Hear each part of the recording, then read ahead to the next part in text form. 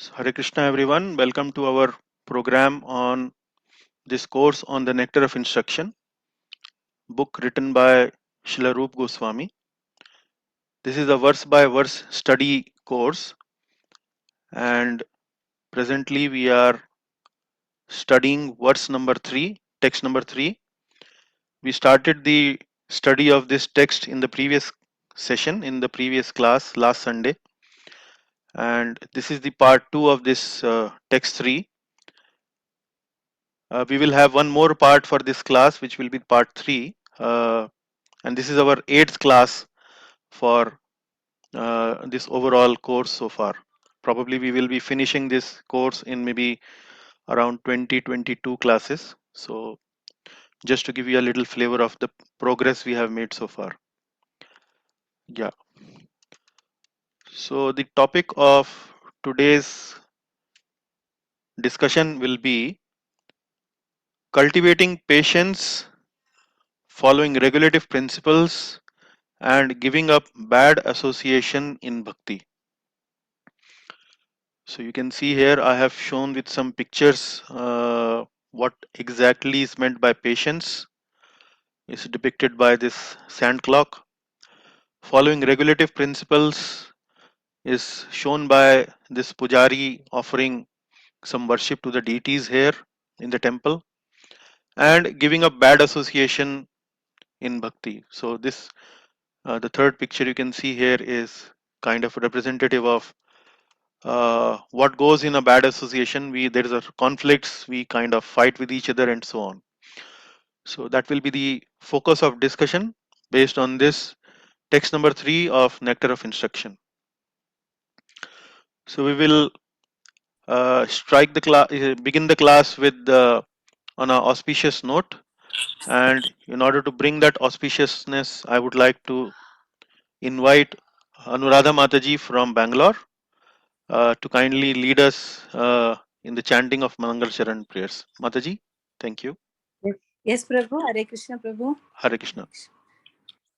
Om na ajnana timirandasya jnananjana shalakaya chakshur unmilitam yena tasmai Shri Gurave namaha. Shri Chaitanya manobishtam sapitam yena bhutale swayam rupa kadamatyam tadati swapadantikam vandeham Shri Guru Shri Yuta padakamalam Shri Guru वैष्णवांशा Shri रूपं साग्रजातं सहगण रघुनाथं तं चादिजीवं साद्वैतं सावधूतं परिजनसहितं कृष्ण चैतन्य देवं श्री राधा कृष्ण पादान् सहगण ललिता श्री विशाखान्तां च हे कृष्ण करुणा सिंधो दीनबन्धो जगत्पते गोपीशा गोपिका Kanta Radha Kanta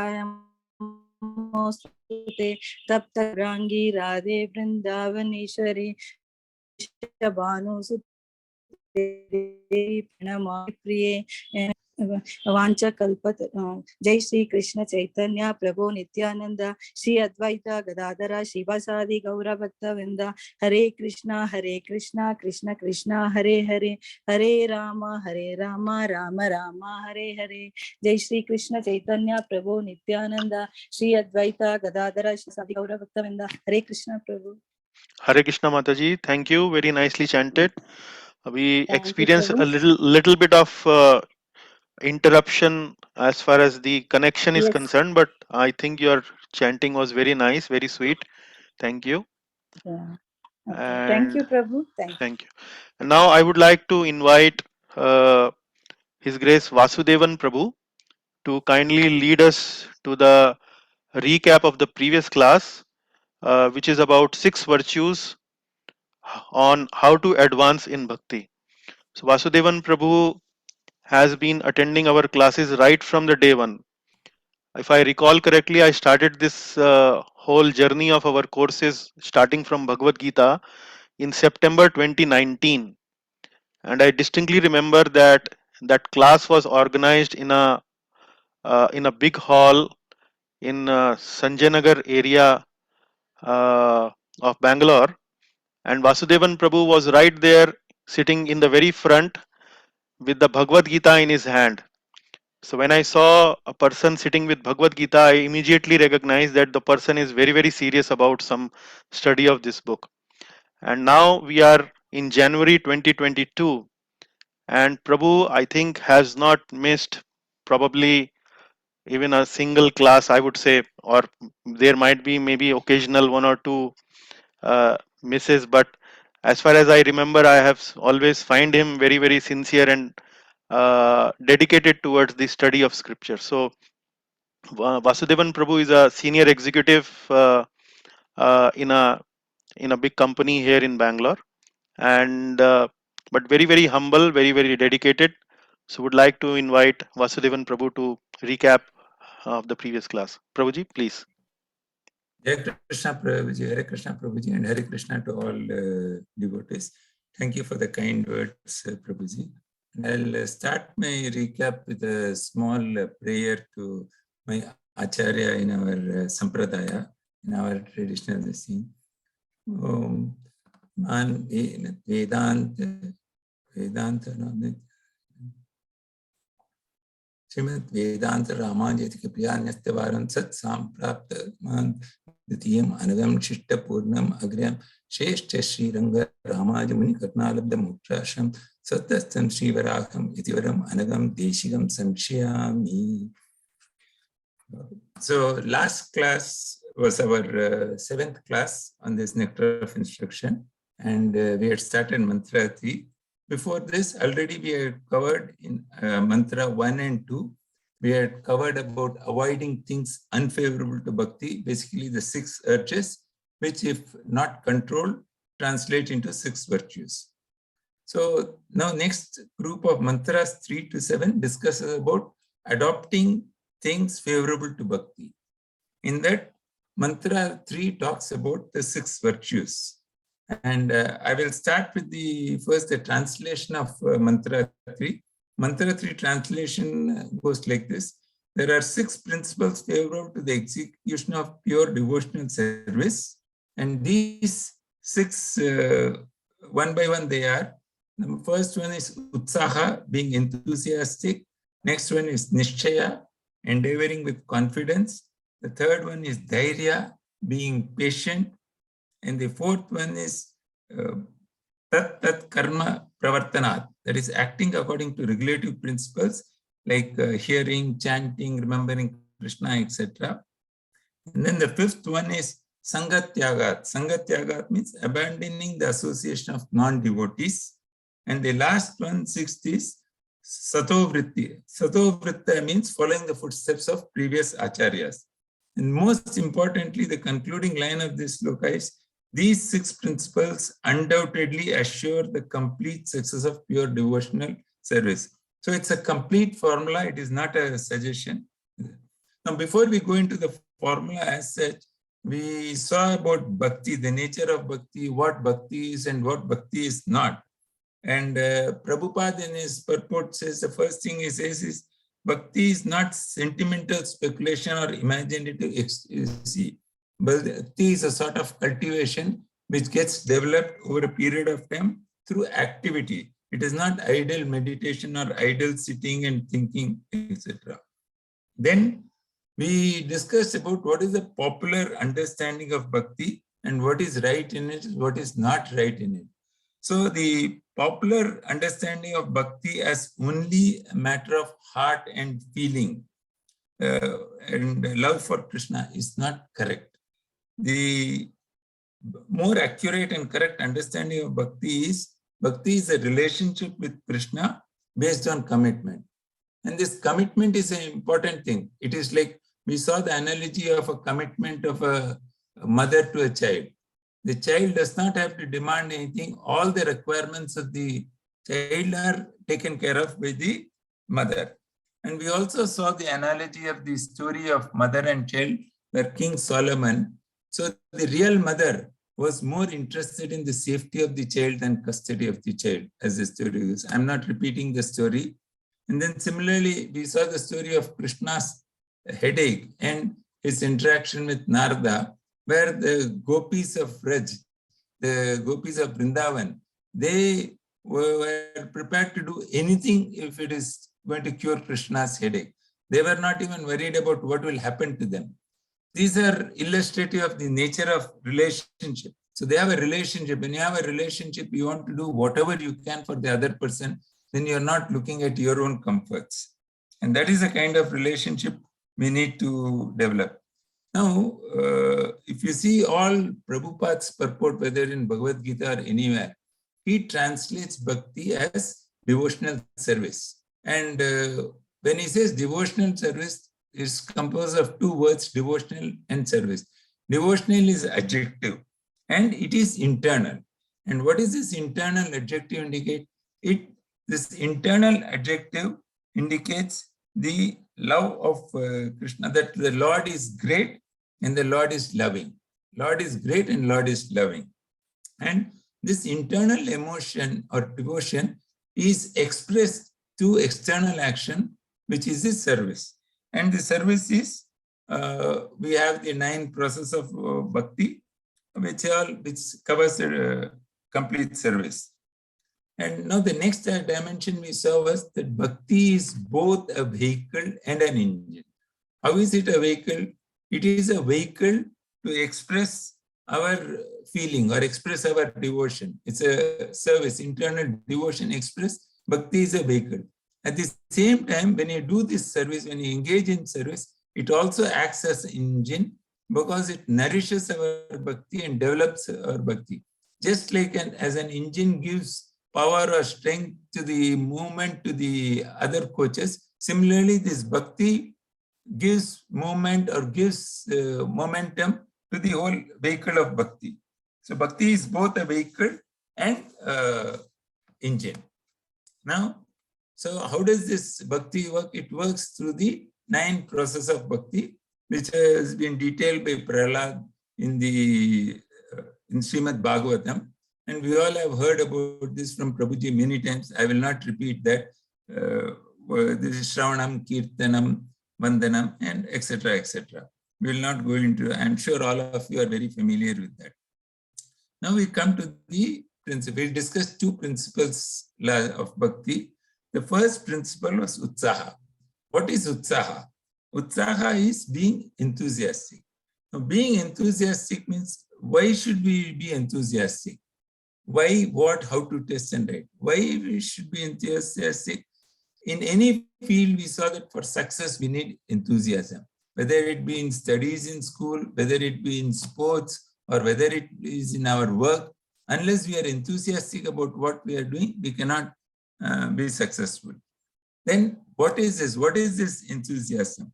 Enthusiasm is not just blindly working with a lot of effort. It is endeavoring with intelligence and creativity. So it's not about just blindly doing something. We have to do work with intelligence and creativity. And how is it tested, whether this utsaha or enthusiasm is there or not there? The simple test is, it's in every field, the same test is that there's a sustained commitment. When you have enthusiasm, you have a sustained commitment for a long period of time. That is the test of this thing. And how to implement, what should be the attitude, right attitude for implementing? The attitude for implementing is Yukta Vairagya. What is Yukta Vairagya? We have studied in Ishopanishad, first mantra itself, that everything in this world belongs to the Lord. And we must take only what is our share.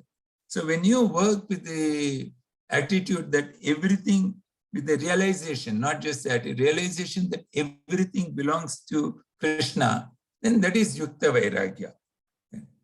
Then we moved on to the second principle. Second principle was Nishchaya. Nishchaya means confidence or faith. Confidence and faith in what? Confidence and faith in scriptures and the Guru. When we say scriptures, you will see repeatedly when we studied Gita also. Krishna very clearly says, whoever studies this with faith is rewarded. And whoever is caviling it, he is punished. So any scripture, we have to study with faith and dedication.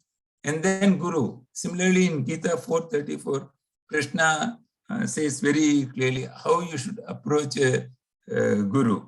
And you have to approach with humility, you have to approach with a service attitude, and you have to approach. And you have to approach somebody who is come in a parampara, somebody who is who has the vision, who has a qualification. Anybody cannot be a guru. The dedication to the guru should be, guru also should be qualified. Now the second, this thing in Nishchaya, faith and confidence, that bhakti is alone the objective. There is no other secondary objective or ulterior motive. Bhakti alone is the objective. And the third, faith or belief that other processes do not give any permanent benefit. Other processes may give a temporary benefit, but will not give a permanent benefit. And lastly, that Krishna's protection of faith and endeavor. He has assured in Bhagavad Gita 9:22, Ananyas chintayantu mam jejana paripasya tesham nitya abhyuktam yoga kshemam vahamyam. And this yoga kshemam, yoga is translated as prosperity and kshemam is translated protection. So what Krishna says is, whatever you lack, I will provide. That is yoga. And kshema is whatever you have, that will be protected. And even Krishna has said in both Bhakti Yoga and Karma Yoga, whatever stage you progress in this life, in your next life, you continue from there. Nothing is lost. And he says, my bhakta never perishes. He tells Arjuna, my bhakta is always protected by me. And this is where we concluded the last class. Thank you, Prabhuji, for giving me this opportunity for recap. I've tried to do my best. If I have missed anything, please add on. Dhanyasmi. Thank you very much, Vasudevan Prabhu, and I think you did a wonderful job. Wonderful job in both the sense that you covered almost all the points, and the second part that I really liked was that you uh, really covered all the points in a very in the given time limit, I would say. So in 7-8 minutes you actually covered the whole class, so that was crisp, brief, sufficient brief, and very enlivening and warmed up. We are warmed up for the discussion to follow. So thanks a lot, really appreciate. Thank you, Prabhuji. So let us begin our discussion for the fresh class, and I would straight away come to the verse here, just to repeat the verse so that we once again remember it. उत्साहान निश्चयात् धैर्य tat-tat-karma pravartanat sanga-tyagat sato vritte षड्भिर bhakti prasiddhyati. So in the previous class we have discussed already about utsaha and nischaya, and in today's class we are going to take up three further virtues: dhairyat, tat-tat-karma pravartanat, and sanga-tyagat. In the last class we will take satovritte and glories of devotional service. So the translation has already been covered by Vasudevan Prabhu in the beginning of the class in the recap, so I will not go through it. We'll take you to the overview map of this verse. So as I was mentioning, we had in the previous class spent quite some detail and a lot of time in understanding the science and glory of bhakti. First of all, we need to have a very clear idea of what bhakti is and what bhakti is not. 9 processes of bhakti we briefly covered, and then later in the later part of the class we have touched upon the two virtues, utsaha and nischaya. And today we are going to cover these three: dhairya, tat-tat-karma pravartanat, and sanga-tyaga. So these three, and in the next class we are going to discuss more on satovritti and glories of bhakti yoga. So first, starting with dhairya. So the word dhairya actually means patience or fortitude, and dhairya has also been given uh, another translation by Srila Bhaktivinoda Thakur, who actually translate dhairya as tolerance. uh, Tolerance in the execution of the process of bhakti. Tolerance, but tolerating what? tolerating the 6 urges that we have already discussed in text 1. However, we are not going to discuss this based on the explanation given by Bhaktivinoda Thakur, but we will stick primarily to the explanation given by Srila Prabhupada.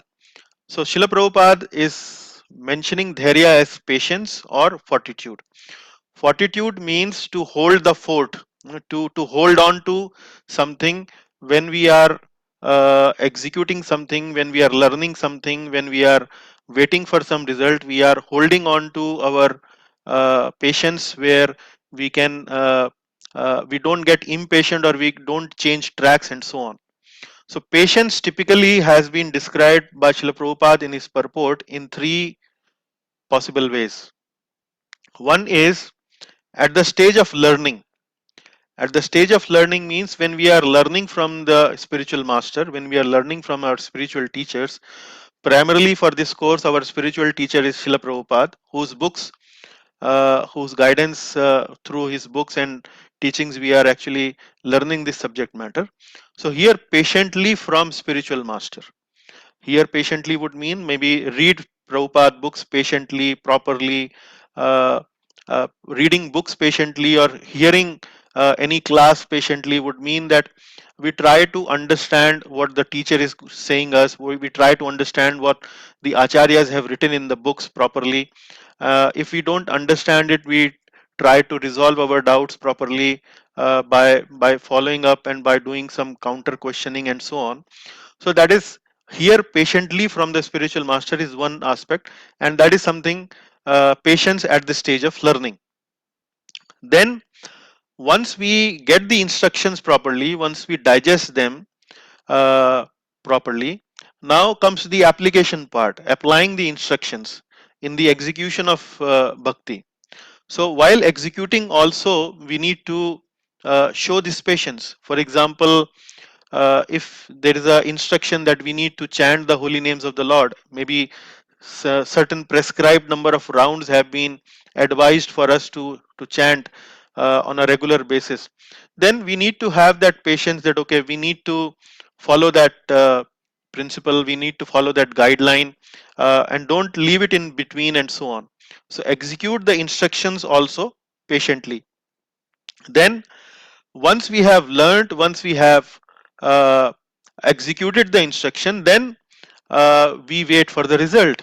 We are expecting for some transformation within us. We are expecting for some change that might manifest in our lives through our understanding, through our outlook towards life, towards others and so on. So we should depend upon the mercy of the spiritual master and Lord Krishna to wait for the uh, mercy for these personalities, and uh, to to before we expect any result from the endeavor that we have made in bhakti. So I would also like to remind at the same time the story of Damodar Leela that we hear and recite almost every year during the month of Kartik, and that's where we always try to explain to devotees about the analogy of two finger too short. The rope, when Mother Yashoda was binding Lord Krishna, the rope was 2 finger too short, and the acharyas have given this explanation. One finger represents our own endeavor, and the second finger actually represents Krishna's mercy, Lord's mercy. So in both these stages, we should be patient. We should not be impatient while executing our devotional service and while waiting for the mercy of the spiritual master or the Lord Himself. So that is how we will describe the word dhairya or patience when it comes to bhakti. Then, in order to explain this concept of dhairya, like to give two metaphors and one example. One metaphor is about the doctor and the patient. The second metaphor is about husband and wife. And the example is about Srila Prabhupada's life. So the metaphor of doctor and patient uh, is not given in the purport, but I found that this metaphor of doctor and patient to be very, very powerful, and actually conveying the thought very, very strongly. And if you see the word here, when we talk about doctor and patient, uh, the word patient actually is used for a person who is sick and about to take and have gone to take treatment from a expert doctor. And how do we define this sick person? We call him patient. And what are we now discussing here? We are discussing a principle of dhairya or virtue of dhairya, which actually means patience. And this sick person has been described in English language as patient. Now, patient, where I actually tried to look upon this etymologically, what does patient actually means? So, patient, if you go back to the Latin roots, the word patient means actually to bear or to suffer. Suffer means when we are waiting for something, when we are waiting for uh, some result to come to us, when we are waiting to execute some process and so on. So we have to hold on to it. We have to bear for some time. We have to uh, give it some period, some duration to actually execute, to actually learn, to actually deliver, and so on. So in the case of patient, when a sick person goes to a doctor, what is his situation? His situation is that he's approaching a doctor to get cured. So the doctor is going to advise him some treatment. The patient or the sick person will hear to the doctor, will understand the treatment, will then apply the treatment, will do whatever the doctor has recommended, and then will patiently wait. So the word patient actually comes that the person who seeks external intervention by an external expert and patiently waits for the result to come. So that is what happens in bhakti also. We are also like patients, we are also like sick people. And what is our sickness? Our sickness is this material disease. And how are we getting cured with this material disease? We are taking treatment by approaching a doctor like Srila Prabhupada or an authorized Vaishnavacharya. So we are approaching these doctors. The doctors have prescribed this treatment in the form of their books, in the form of their lectures, guidelines, learnings, and so on. And when we apply those guidelines, we experience some transformation, we experience some closeness, uh, moving towards the Lord, and so on. And that is the treatment working, and we are experiencing the benefit of that treatment. But in all these stages, we have to be patient, we have to wait properly, we have to learn properly, and so on. So this analogy or this metaphor of doctor and patient describes this principle of dhairya very nicely. The second metaphor of husband and wife, this metaphor has been given by Srila Prabhupada in the purport, where Srila Prabhupada explained that when a man and woman are married, and a woman is actually desiring a child from her husband, the wife is desiring a child from her husband, it does not happen that the day that marriage happens, the next day the child actually appears or manifests. It doesn't work like that. There has to be certain relationship between the husband and the wife. The husband has to provide the seed to the wife, and the wife has to patiently wait for 9 months. I mean, in case of human beings, it is 9 months. So her wife have to patiently wait for 9 months. During that 9 months, she have to take care of her pregnancy, have to visit the doctor. In case something is abnormal, she need to take medicine, get cured, and carefully uh, carefully nurse the baby inside the womb by having a nourishing diet, and so on, doing several exercises that are required for keeping the pregnancy healthy and proper. So like that. So the wife cannot expect the baby the very next day. The wife have to patiently wait, have to really work for the pregnancy, and so on. And that is where the result of a healthy happy child that comes out when the time is ripe, when the time is over, isn't it? So that is another metaphor that Srila Prabhupada has given to explain the concept of dhairya. And Srila Prabhupada has himself quoted his own example in the purport, that how single-handedly actually Srila Prabhupada started this movement of Krishna consciousness. So Srila Prabhupada met his spiritual master quite early in his life, probably when he was in his late 20s and so on. He met his spiritual master Srila Bhakti Siddhanta Saraswati. Bhakti Siddhanta Saraswati, in his very first meeting, had given Prabhupada this instruction that you are educated, you are learned. Why don't you teach and preach this message of Krishna Bhakti all over the world in English language? So Srila Prabhupada, uh, uh, as he started to come close to his spiritual master, as he started to become more and more serious towards this process of bhakti, towards this uh, activity of preaching Krishna consciousness throughout the world, he started this preaching effort right very early in his preaching career in his life. But we find that uh, Prabhupada, although he was preaching right from his beginning of his life, but he did not meet that kind of a success, that kind of a response from people.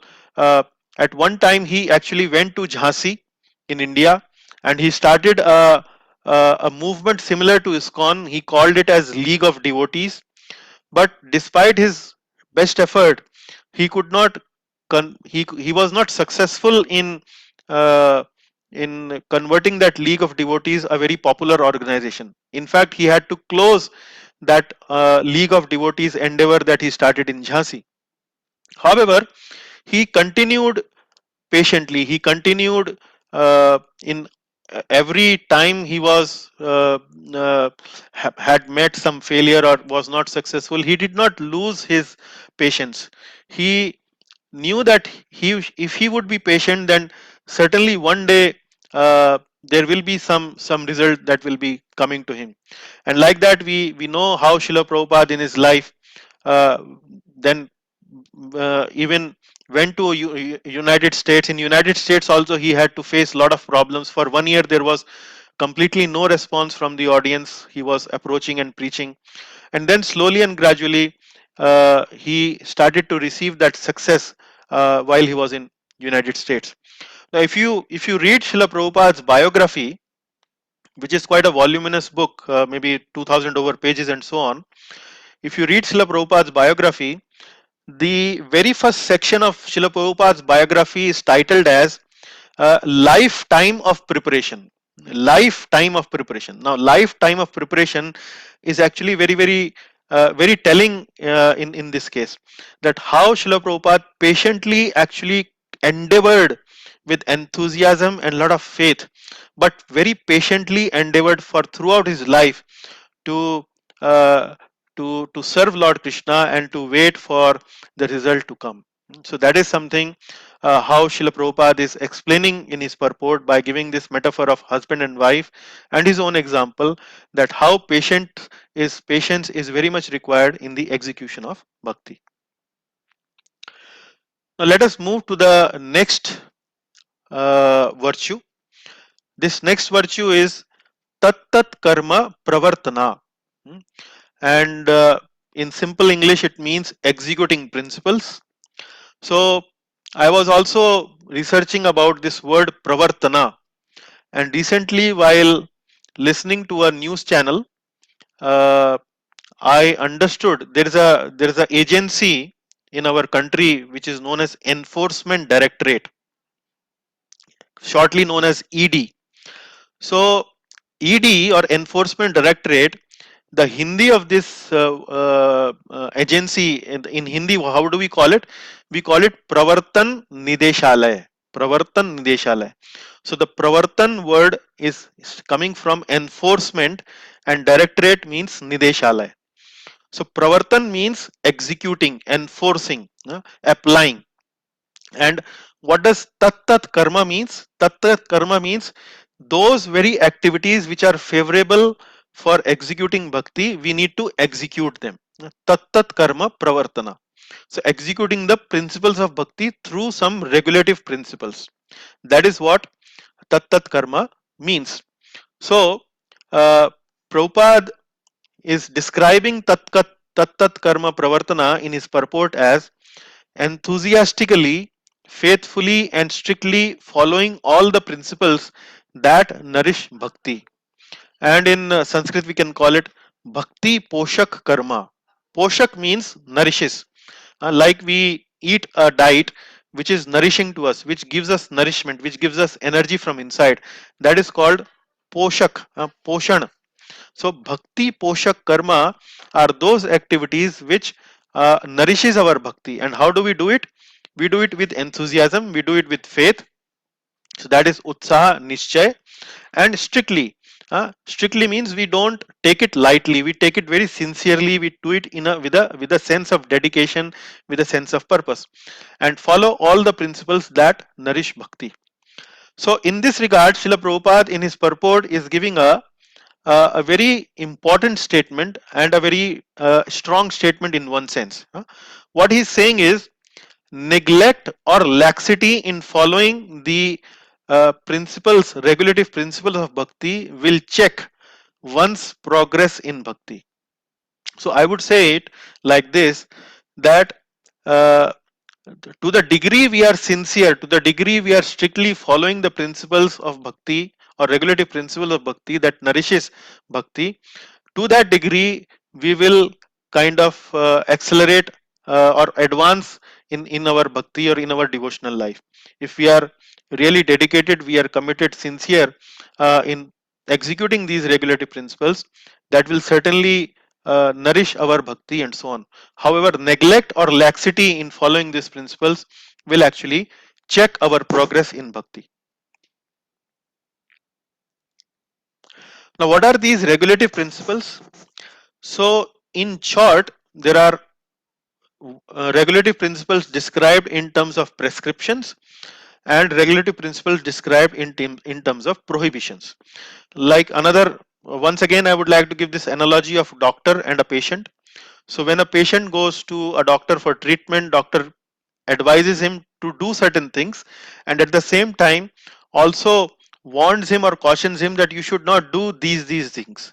Similarly, in bhakti we have some don'ts and we have some do's. So what are the do's? Do's are also known as vidhi, or in other words it is also known as niyamas, niyam. Prescription, what are the various prescriptions in bhakti? So two prescriptions are given always, and Srila Prabhupada is very have strongly recommended these two prescriptions. One is hearing, Shravana, and the another one is Kirtana, that is chanting.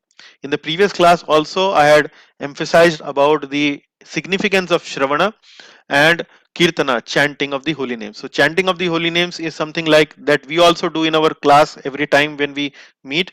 We do chanting of the Hare Krishna Mahamantra, at least one round we do. And hearing is something like which we are doing right now. I'm doing the Kirtana, I'm making I'm presenting this class to you and you are doing the hearing. So in the previous class I actually emphasized that we not only limit our hearing only to this one class, but rather extend our hearing to more classes, like maybe on a daily basis at least for 30 minutes, 1 hour or so. We find a quality time where we dedicate ourselves 100% for hearing some Krishna Katha, some message from a authorized source, from a authorized person and so on. So this is the prescription. Prohibition is nishedh, or in other words it is also known as yama. So nishedh, four nishedhas are there: no meat eating, no intoxication, no gambling, and no illicit sex. So these are tat-tat-karma pravartana. So we need to execute these do's and don'ts in our life if we really want to advance in bhakti and nourish our bhakti properly. Three possible ways how generally people neglect these executing of regulative principles. It is also important to understand how sometimes we may neglect some of these regulative principles which are really very important for the nourishment of our bhakti. These are: sometimes we dilute them, sometimes we contaminate them, and sometimes we perverse them. So dilution, what does dilution means? Dilution means that maybe the recommendation is to chant, for example, uh, 8 rounds of Hare Krishna Mahamantra or 16 rounds of Hare Krishna Mahamantra, and we say that no, these are actually too much. That the recommendation sounds too many rounds have been mentioned. Probably time has changed, we have progressed. Earlier days there used to be more time with people, nowadays not much time is available with people. Maybe it is okay to chant maybe 2-3 times in the early morning, say Hari Hari, Hari Hari, Ram Ram, Sham Sham, like that. We just chant for maybe 2-3 minutes, and that should be sufficient enough. Every day anyway I'm actually doing uh, all the work and all the activities by remembering, in remembrance of the Lord. So why do we need to do this regulative, follow the regulative principle of chanting the holy name for some specific number of rounds? This is called diluting. This is actually reducing the instruction to whatever whimsical standard we may desire to. That is reducing. Then the second way of neglecting is contaminating. Contaminating actually means adding something other than what has been prescribed. And contamination means sometimes people might say that okay, you are chanting this particular mantra, but I would suggest you to chant that mantra also, uh, and that should really accelerate you in bhakti, and so on and so forth. And that mantra uh, might not have been advised by our authorized sources, our authorized Vaishnavas, and so on. That is something which is known as contamination, the adding on our own, by our own whims and fancies, adding something extra that has been prescribed to us. And the third thing is that we uh, distort it, we actually pervert it, distort it. Distorting means that something was advised to us and we change it. We change it. Changing means that we have been told to chant the Hare Krishna Mahamantra, or we are actually supposed to chant the Sahasranam, Vishnu Sahasranam, but somebody, some person come to us and he says that in this age or in this period, actually I am the avatar of Vishnu. I am actually God, and you should better not chant Vishnu Sahasranam. You should chant actually my Sahasranam. Now this is something which is distorting or perverting things. So in this age and time, you can find many people who might claim that they are actually God. So we should be careful of these kind of advices and these kind of people who may give us distorted advice on how to advance in a spiritual life. So scriptures are actually the best source, and people who have dedicated their lives in learning and understanding these scriptures, and that is where we are very particular about following a parampara, following a authorized school of spiritual education. Parampara can be defined as an authorized school for receiving spiritual education, which has been there for a long time, and actually it is coming from Lord Krishna directly. So that is what is called as parampara. So in parampara system, there are certain specific rules and regulations that have been given to us by these authorized people, and we better stick to them, and have the way they have been advised. We should follow them. In case we are feeling some difficulty and we are feeling some problem in following these regulative principles, it is better to change, or better to change our sadhana on after discussing and taking recommendations from somebody who understands how these principles have to be regulated. Now, sometimes we might find, like I was explaining to in our previous class, sometimes when we are sick, when we are not well, we might not be able to chant as many rounds as we would be able to chant on a daily basis. But if we take advice from somebody who is more learned, who is more advanced in our bhajan, who understand the essence of these regulative principles, then he may adjust it for the time being for ourselves. and then maybe we can continue to follow once we are back on track, our health has been recovered, like that. So there can be some adjustments, but that adjustments also have to come from somebody who are learned, who understand how to make that adjustment, not in a whimsical way, not in a way which doesn't have any basis, which doesn't have any authorization. Okay, so that is about tat-tat-karma pravartanat. Now coming to the fifth one, and fifth one is sanga-tyaga, giving up bad association.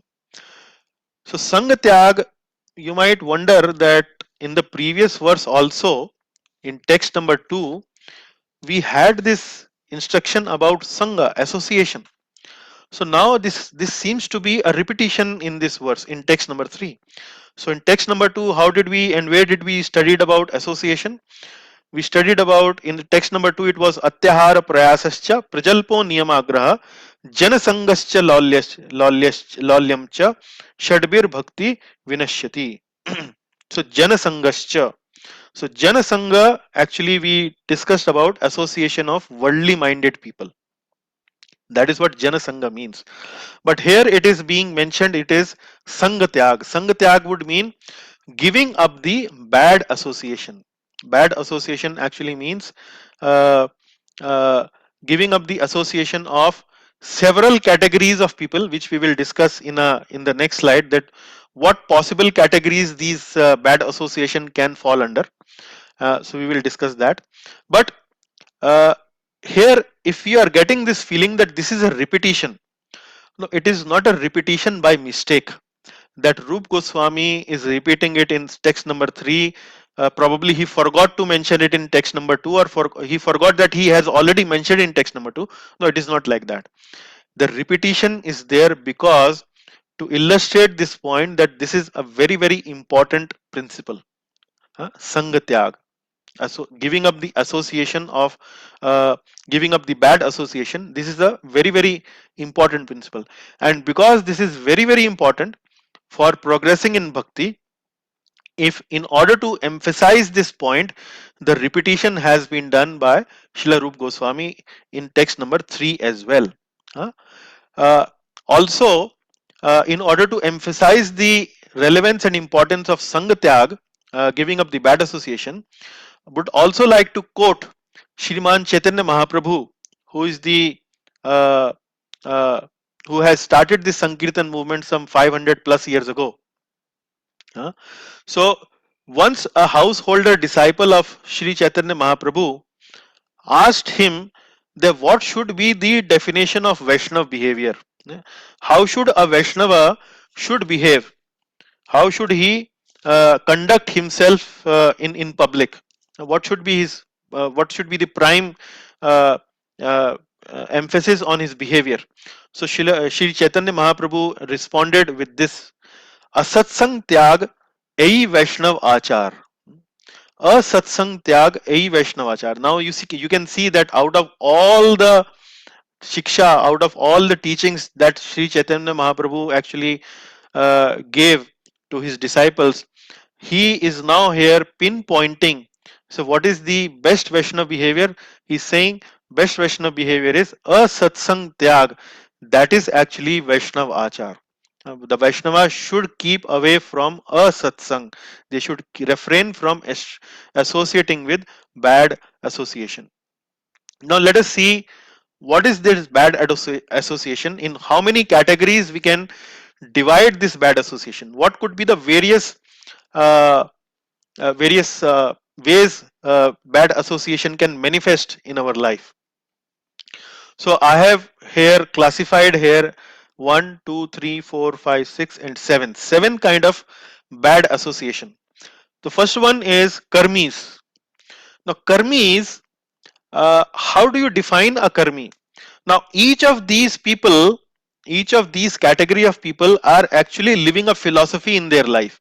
They are actually following something, a thought process or a vichar or a thinking or a philosophy in their own life.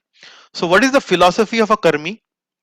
Philosophy of a karmi is that I, by my own endeavor, by my own hard work, I will be able to achieve whatever I desire to achieve.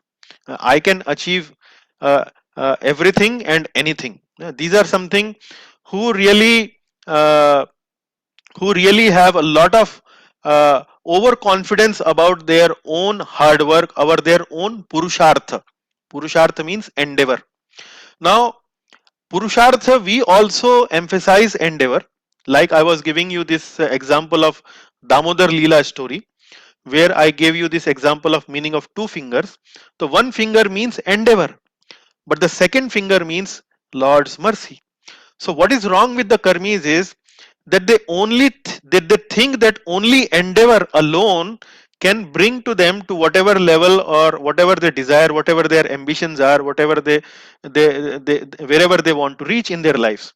So that is the defect in the philosophy of karmis, that they think that they can do it on their own, and they don't actually have any trust about uh, uh, the mercy of the Lord or the hand of destiny in their own lives. They think that they can make their destiny in whatever way they want. So that is the fault in their philosophy. So if we associate with these karmis, our philosophy also is expected to have some uh, uh, defect, or have some will be impacted by their association. Similarly, gyanis, now the philosophy of gyanis is they want to reject the world. This world is a place of misery.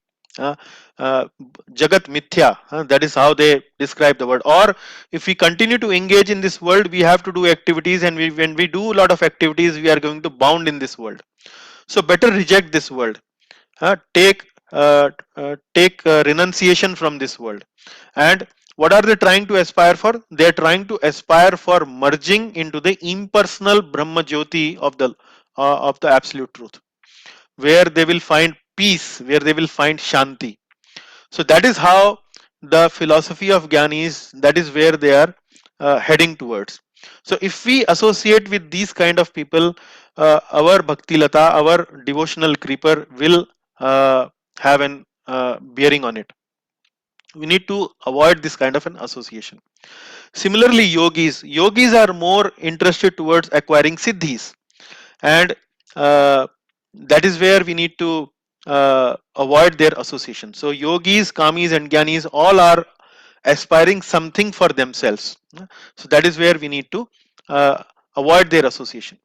Non-devotees are people who are actually other than these categories. Now there could be many other categories in this class. Non-devotees could be a mixture of all three, could be a combination of many of these classes that I have already mentioned here. That is something which could be non-devotees, or you can say anti-devotees. Anti-devotees means they are against the devotees.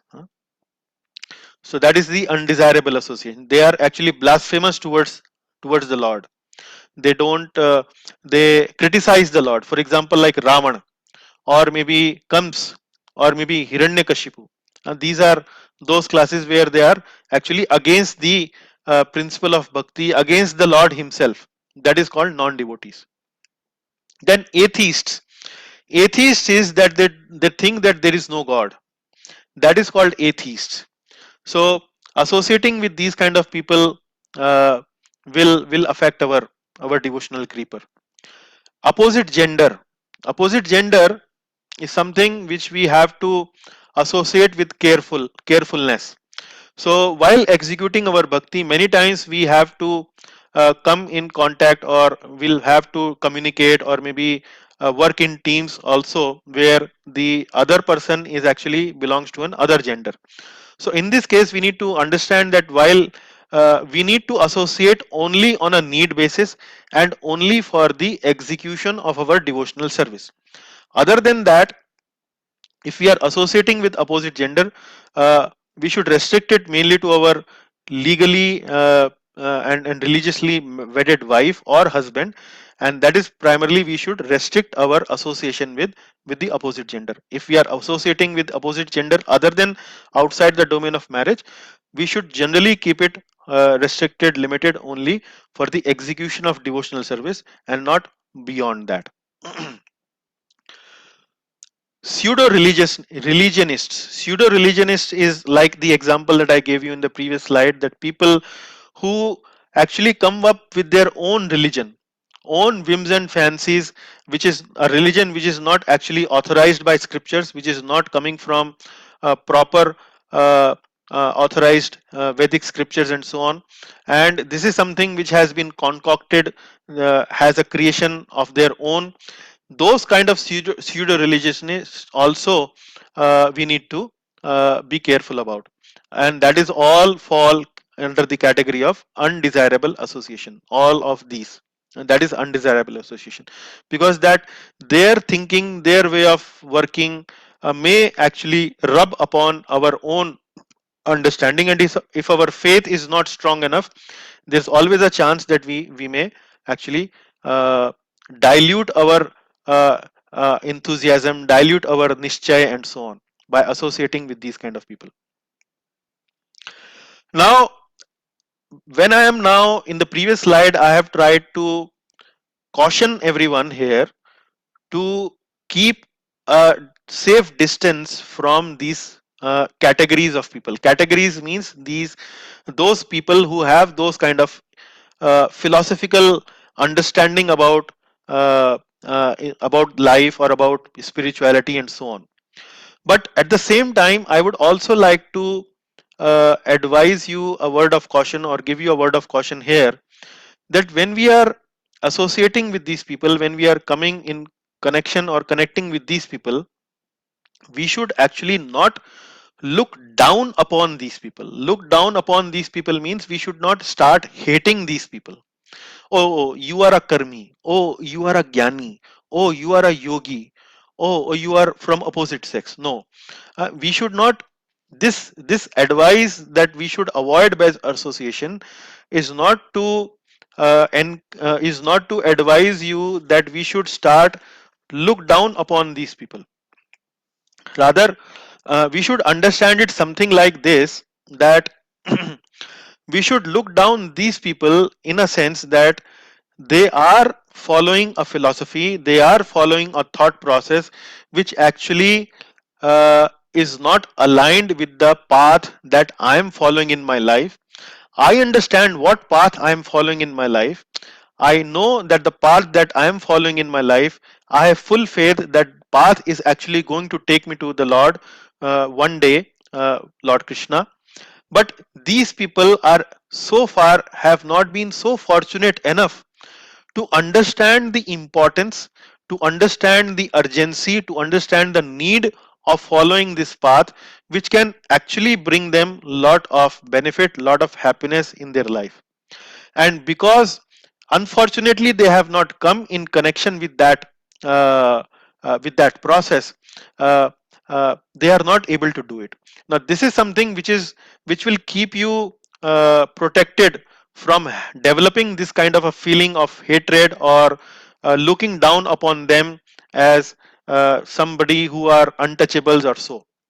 So we should look down these people having a disease, having the bhavarog, like the disease we also used to have when we actually did not come in connection with this path of devotional service. So like in these COVID-19 days, we are actually in those period where we are hearing a lot about infection, we are hearing a lot about social distancing and so on. Now, when we are hearing this advice of social distancing, does that mean that we start to hate the other person? No, it doesn't mean that we start to hate the other person, but social distancing means that we keep a safe distance so that we don't catch the infection of other person and we don't get infected. And if we don't get infected, our health will be proper and so on. So in that kind of a mood, we are not hating the other person, but we are keeping ourselves protected. We are keeping ourselves protected from catching the infection. So here also you might have heard this saying, hate the sin, not the sinner. Hate the sin, not the sinner. So we are trying to keep a social distancing. We are trying to keep a safe distance from the philosophy these people are leading in their life. Not actually developing a kind of a mood of hatred towards them. Actually, a Vaishnava is respectful to everyone. He is respectful to even an ant on the ground, crawling on the ground. A Vaishnava is respectful to even an ant crawling on the ground. And what to speak of human beings, or what to speak of people in human form of life? We certainly have to give our respect to everyone, but we need to be selective. We need to understand that which kind of association actually we need to take. So that is how we need to understand this particular principle of sanga-tyaga. How do we need to look upon others when we are doing this association? So coming to the other slide, as I was mentioning that uh, uh, about the bad association. Now we have to understand that association can broadly be classified into three categories. Now in the previous slide, I had given you a brief, a large, an example of wide range of category of people, specifically, but broadly speaking, we can classify uh, three types of association. One is devotional association. Second one is non-devotional association, and the third one is anti-devotional association. Now, if you are a mathematics student, you might have done in your high school days these graphs. You might have drawn these linear lines or parabolas, circles, etc. You might have done a lot of these graphs. So in these graphs, there is a positive axis. There is a origin, 0, neutral, and there is a negative axis. So something like that, you can classify all these various categories of association in that. Devotional association is something like on the positive axis. It nourishes our devotion. And non-devotional is something like people who have neither they are in favor of devotion nor they are against devotion. They are kind of neutral people. Yeah. They are open-minded people. They are willing to consider devotional as a possible path they may want to follow in their life and so on. So that is something a non-devotional. uh, and the third category is anti-devotional. Now this is something which is a negative axis. This is anti-devotional. Anti-devotional would mean associating with a person who is actually having anti-devotional tendencies. Anti-devotional tendencies means, for example, a person is would drink a lot. Like one of our regulative principles is no intoxication. And if we associate it with a person who is very fond of drinking liquor, that association we need to avoid. And or a person who is actually blasphemous to the Lord, we need to avoid that association. So that is anti-devotional. So with each of these categories, we need to have a specific kind of relationship with these people. People who are devotional, we need to have a friendly relationship with them. We need to have a favorable relationship with them. And in the coming slides, I will actually classify this devotional relationship or devotional association also further into more details. Non-devotional means people who are open to devotional service, people who are not actually particularly very against to devotional service.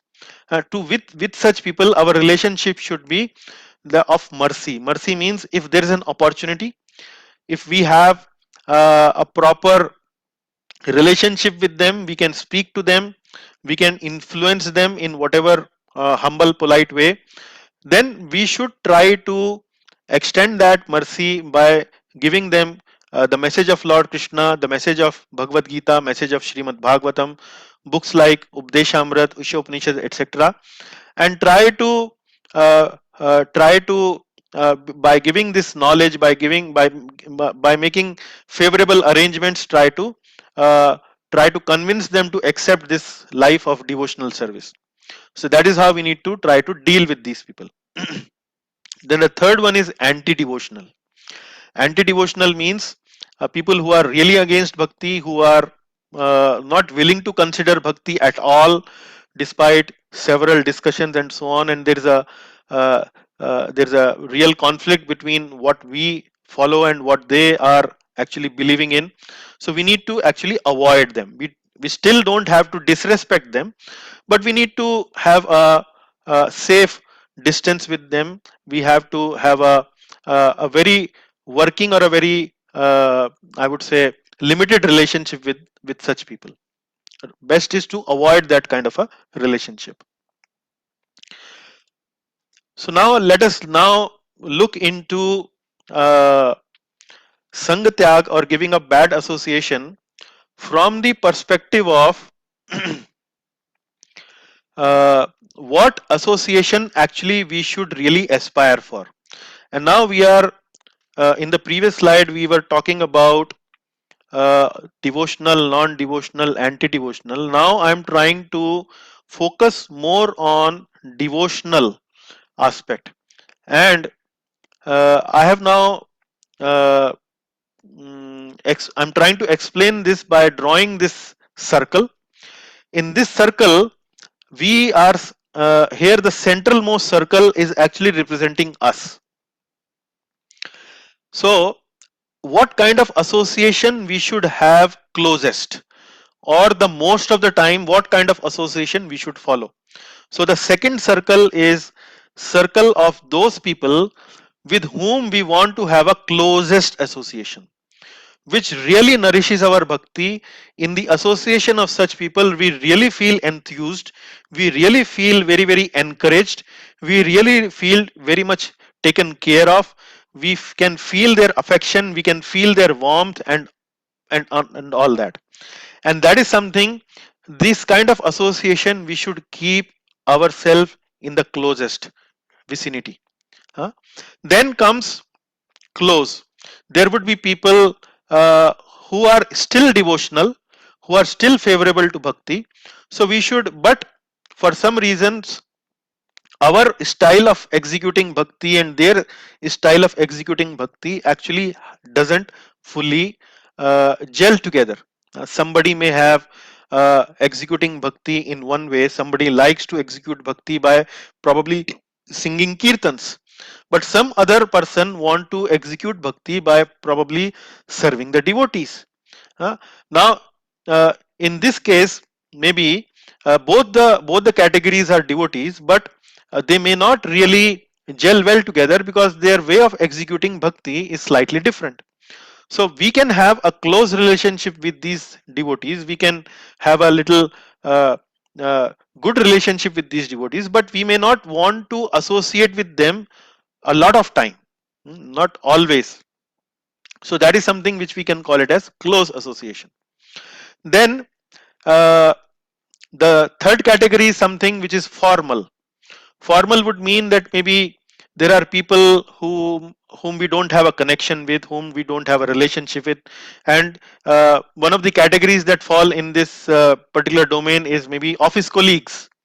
So when we go to the office, we meet with them, we work together with them, we exchange emails with them, we exchange conversation with them, but still our relationship is still at a very formal level. We don't share our heartfelt uh, desires with these people, we don't share our confidential personal feelings, thoughts, likes, dislikes with these kind of people. So these are formal relationship, and that is something which is a circle, uh, a more wider or a more outer towards what we have. And then we might also have those people uh, in our lives with whom we have conflicting views. When we start a conversation with them, when we start a discussion with them, then generally either there will be a polite conflict or there may be an open conflict of views. Now generally that is something which uh, we need to keep a safe distance. We don't have to really associate with these people very often, rather we may have to associate with them only on a need basis, only for the purpose of executing some maybe worldly related uh, task or job together with them, and after that maybe we can uh, we can leave that kind of association. Now further elaborating on the distinction between closest and close. Now, even in the devotee relationship, even in the association of devotees, as I was mentioning, there are categories of closest and close. So from that perspective, I would like to mention about Srila Rup Goswami's one of the instructions that he has given in Bhakti Rasamrit Sindhu, one another book, Nectar of Devotion, which we are also going to study in our classes after we finish this Updeshamrit, Nectar of Instruction. So Srila Rup Goswami has mentioned स्वजातीय आशाए संगे, sorry स्वजातीय आशाए स्निग्धे साधव संघ स्वतो वरे, स्वजातीय आशाए स्निग्धे साधव संघ swato vare. Vare means accepting. Vare means taking into one's own fold, embracing. That is called vare. Swato vare. We should embrace this kind of a association. So what kind of association is saying? Swajatiya ashaye. Swajatiya ashaye means jati. Here you can see the word used has been jati, but the meaning of the word jati means associate with sadhus, associate with devotees with the same path of bhajan as oneself. Same path of bhajan. Now you can see devotional service in itself is a big arena. In devotional service, we can execute devotional service in multiple ways. Multiple ways. There are a lot of variety. Now, in the previous class, we discussed 9 processes of bhakti, Shravana, Kirtan, ityadi, and so on. We have understood 9 processes of bhakti, and within 9 processes of bhakti, also there could be multiple ways of executing that devotional service. So, associating with sadhus with the same path of bhajan as oneself. Same path of bhajan as oneself means, for example, somebody might be very enthusiastic about reading scriptures, about studying scriptures in detail. He or she may find it very inspiring, very encouraging, very lifting, uplifting to study scriptures in great detail. But the other person, somebody else, might not have that kind of a deep liking for studying scriptures. They probably like to maybe do or express their devotional service in a different way. Maybe they like kirtan a lot, so they want to associate with people who like singing, who like maybe singing bhajans, learning bhajans, who are more musically oriented, and so on. So if these two categories of devotees start to associate together, then there is a potential, there is a possibility that they might have a conflict with each other. They might think that their path they are following in devotional service, that is actually the greatest path or the most superior path, and because there is a little conflict, there could be a feeling of competitiveness, and there could be a ill feeling towards each other. So in order to avoid that kind of ill feeling, which could be detrimental to the progress on the path of our bhakti, the advice given by Rup Goswami is that we should do swajatiya ashay sadhu sanga. Swajatiya means on the same path of bhajan as oneself. And then he is also saying snigdhe.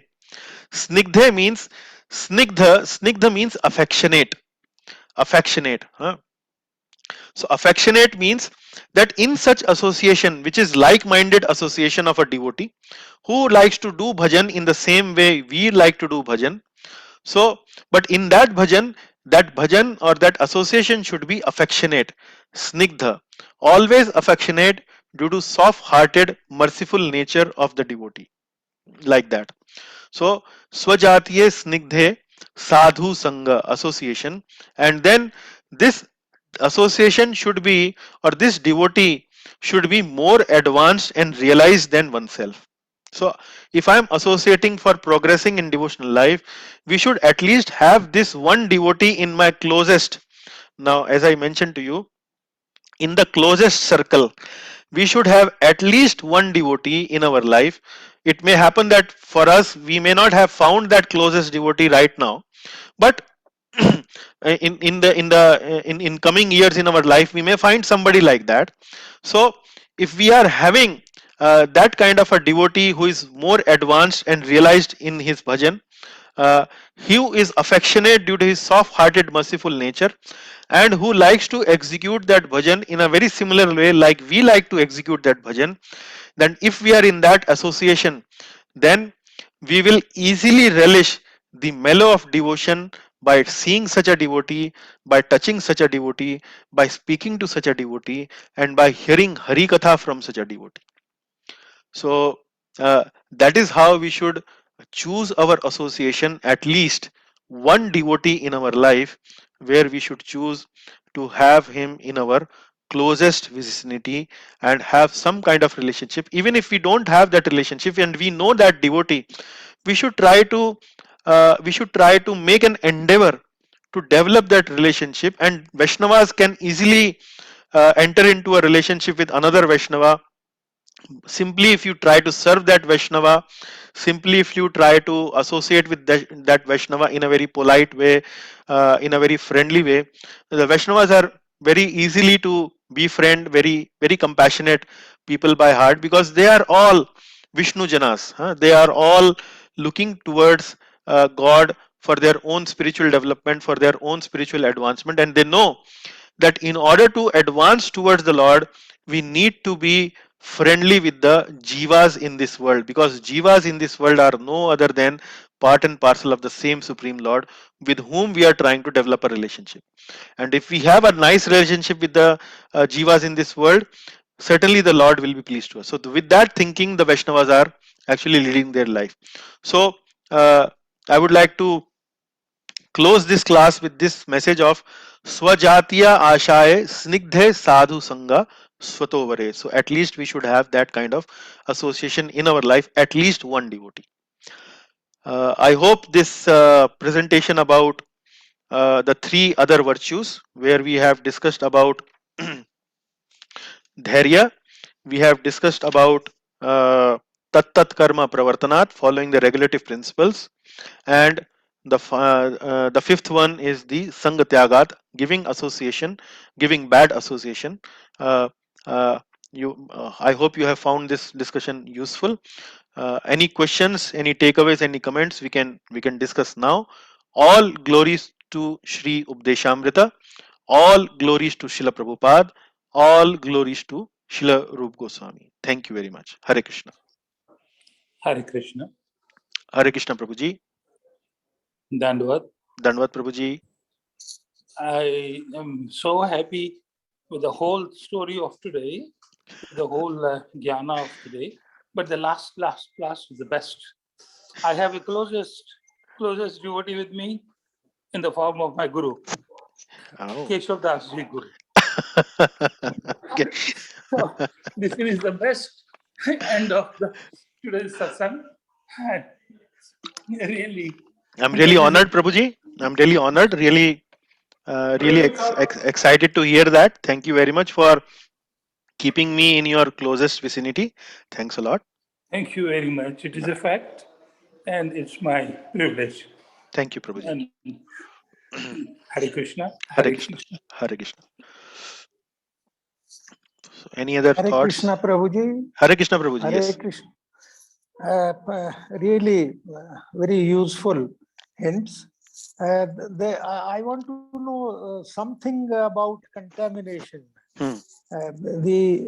Currently what I am doing in the garb of devotional services, I am keeping my old sort of bhakti, and which is mainly around chanting Gayatri mantra, which is supposed to be also quite pure, as Vishwamitra was the originator of this, and the Gayatri Mantra is a very common chanting, go everywhere and people start their work with Gayatri Mantra. Yeah, yeah. So I thought besides Mahamantra, I should continue with this rather than leaving it halfway, because I started with it long time back. So I'm continuing. Do you Yeah. think it is a contamination or some kind of helping each other? Mahamantra, do they really collude or confront, if at all there is? The chanting of Gayatri Mantra is also recommended in our parampara. However, the chanting of Gayatri Mantra is recommended to people who have who the acharyas or the guru or the spiritual master who actually consider that they are qualified to chant Gayatri Mantra. So, Okay. in order to chant Gayatri, there is Okay. there is a more elaborate discussion on Gayatri. It's a little technical topic also, and I'm not really Okay. Okay. fully Okay. conversant with the Okay. topic right Okay. now. Okay. But I can say that Gayatri Mantra generally is recommended for those devotees with some qualification. Qualification means Okay. some, like for Brahmanically initiated devotees, if I am correct, I think the recommendation is to chant Gayatri and then chant and do other devotional activities. So Okay. otherwise, Hare Krishna Mahamantra, Harinam Diksha or Harinam Mahamantra, Hare Krishna Mahamantra is Okay. actually good enough to take us back to Godhead. So it is not that Okay. we Okay. need to do that, but for Gayatri and all that, there are certain rules and regulations that we need to follow. Yeah. Okay, okay. Certainly, I don't know about those rules, but I just took up as everybody has been doing it in the family or in the surroundings or as part of yajna. The Yeah. Aryasmas people do that.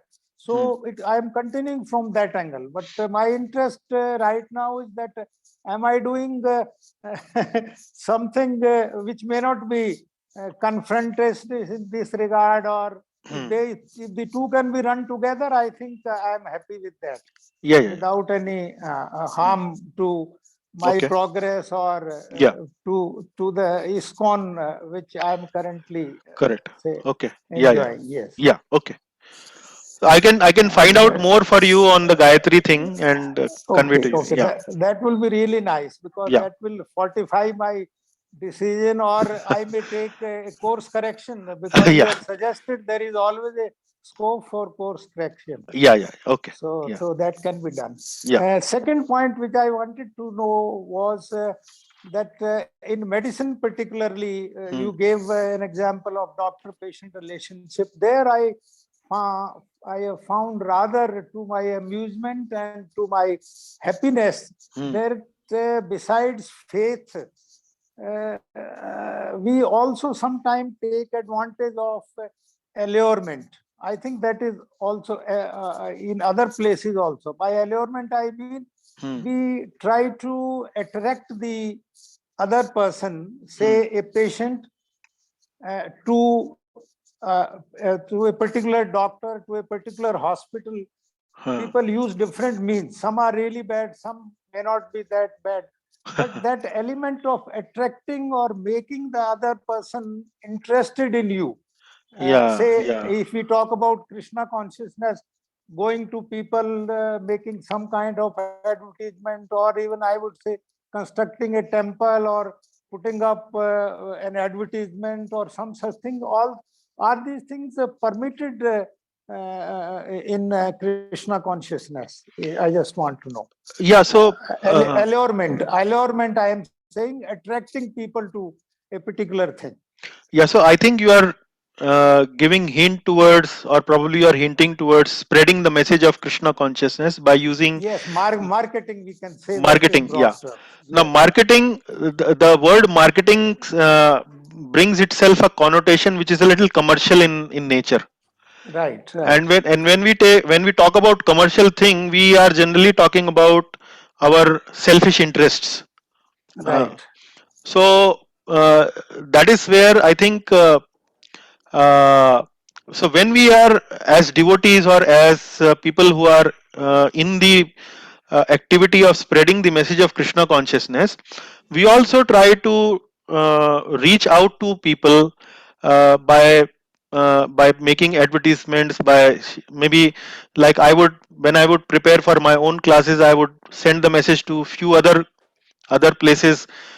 From time to time I keep on trying to connect with others also. So in that sense it is not something which is anti-devotional or non-devotional. Actually Lord Krishna has instructed in Bhagavad Gita about, he likes that his message of Bhagavad Gita actually has to be, or to be spread among other people. So that is certainly favorable activity.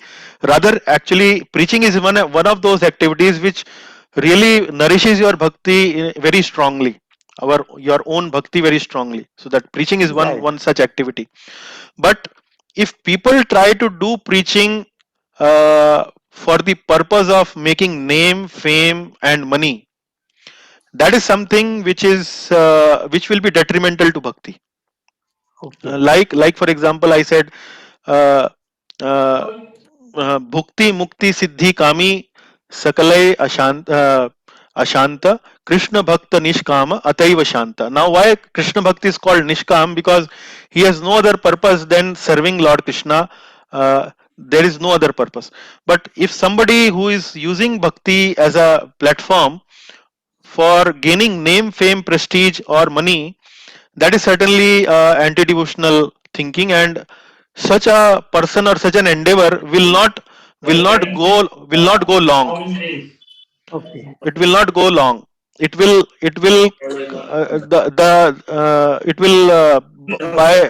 by default, actually, by nature, by very nature, that it is anti-devotional to the thought of bhakti. Sooner or later, it will come to a fall down.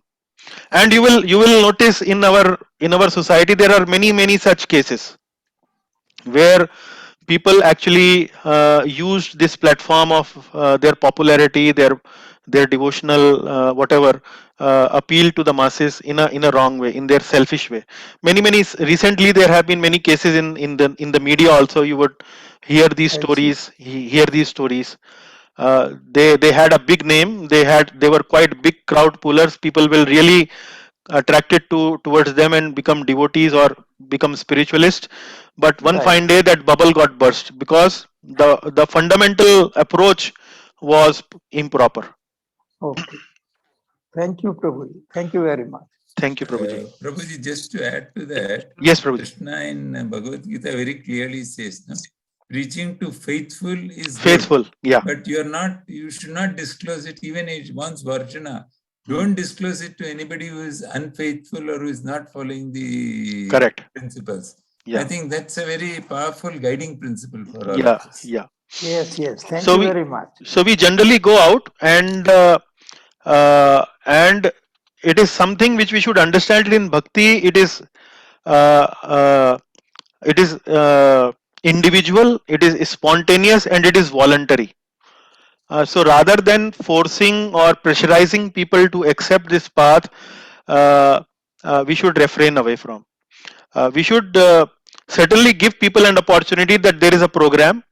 At least tell them, and leave it up to them whether they come forward or not.